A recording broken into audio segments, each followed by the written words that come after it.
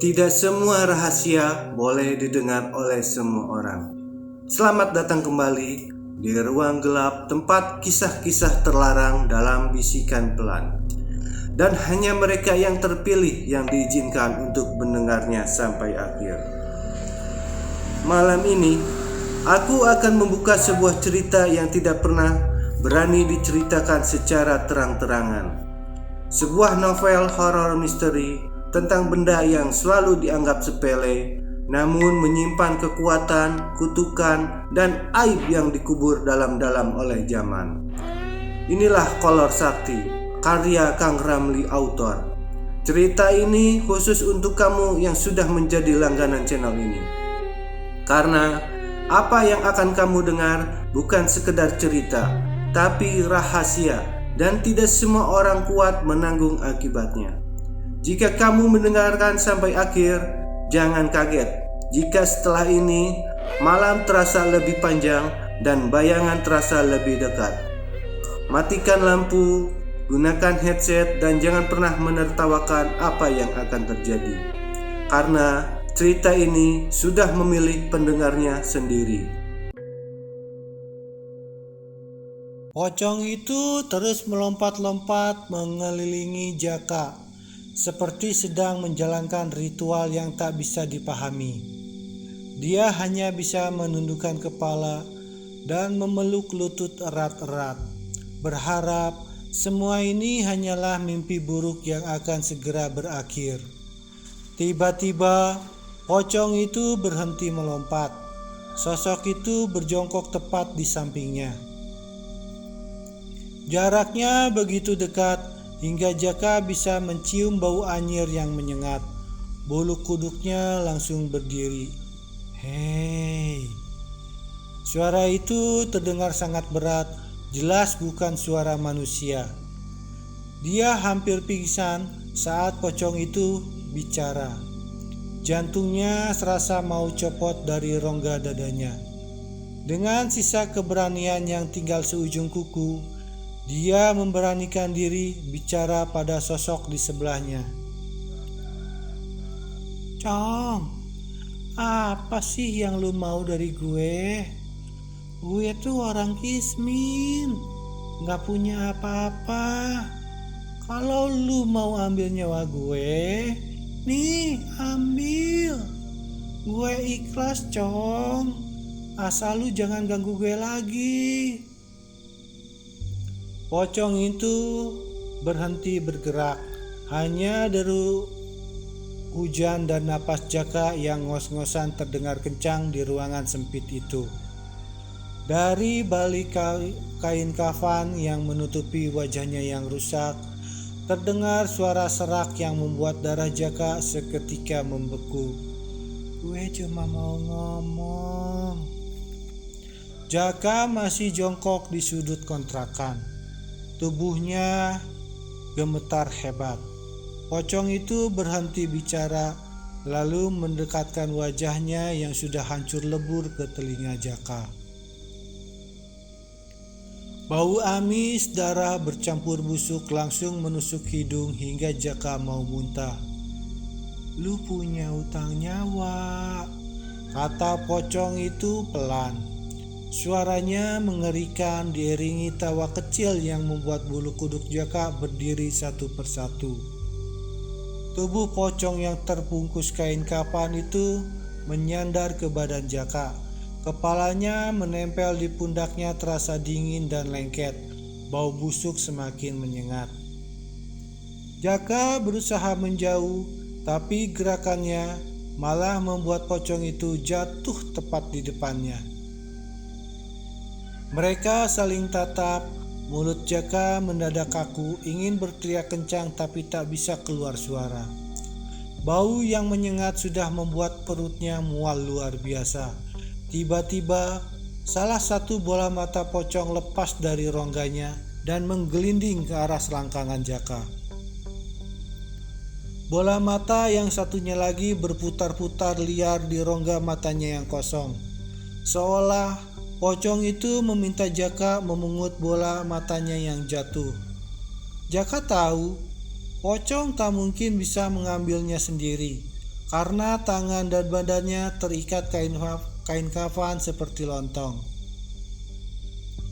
Kepala pocong terus bergerak memberi kode ke bawah, ke arah bola matanya yang menggelinding. Kode itu sangat jelas. Dia ingin Jaka mengembalikan bola matanya.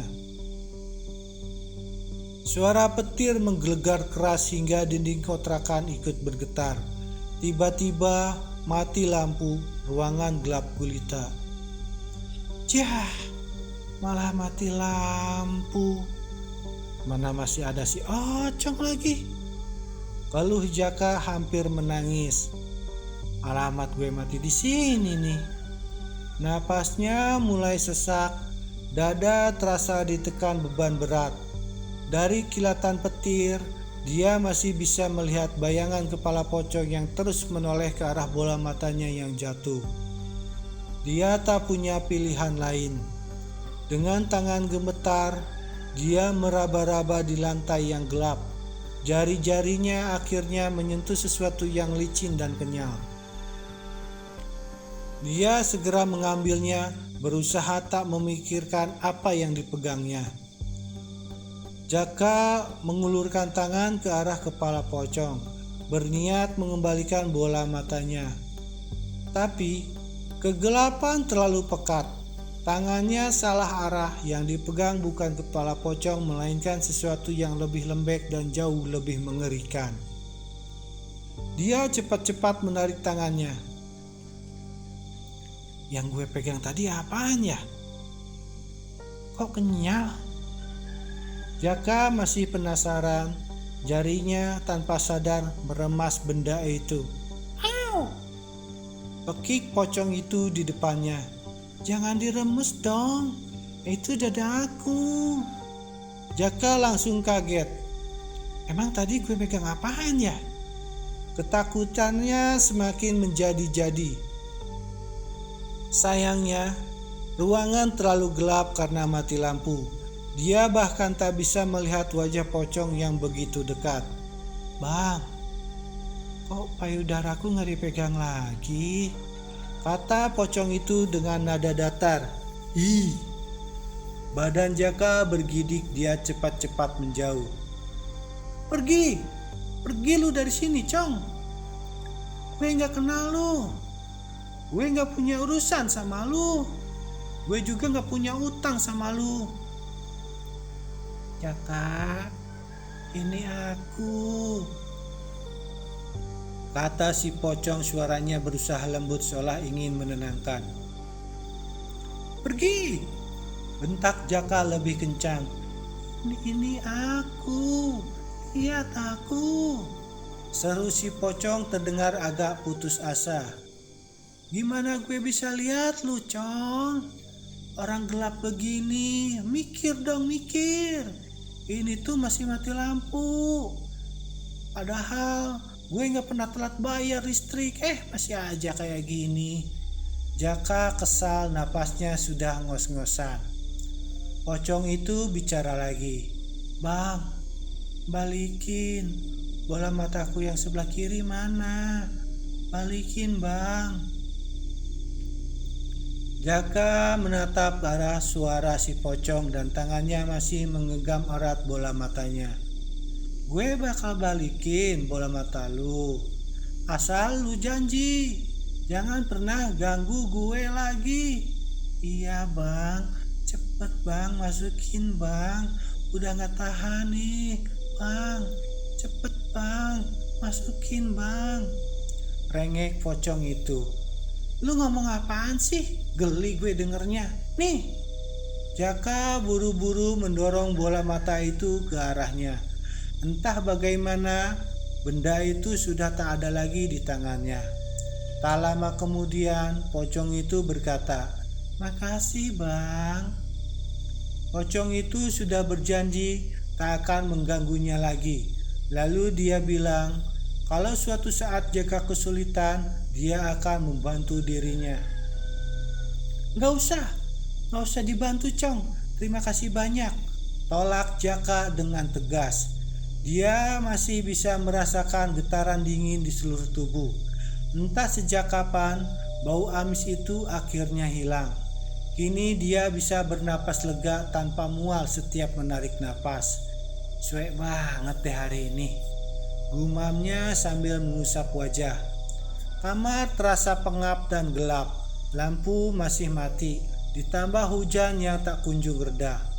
Dia memutuskan keluar dari kamar, berharap di ruang tamu terasa lebih lega.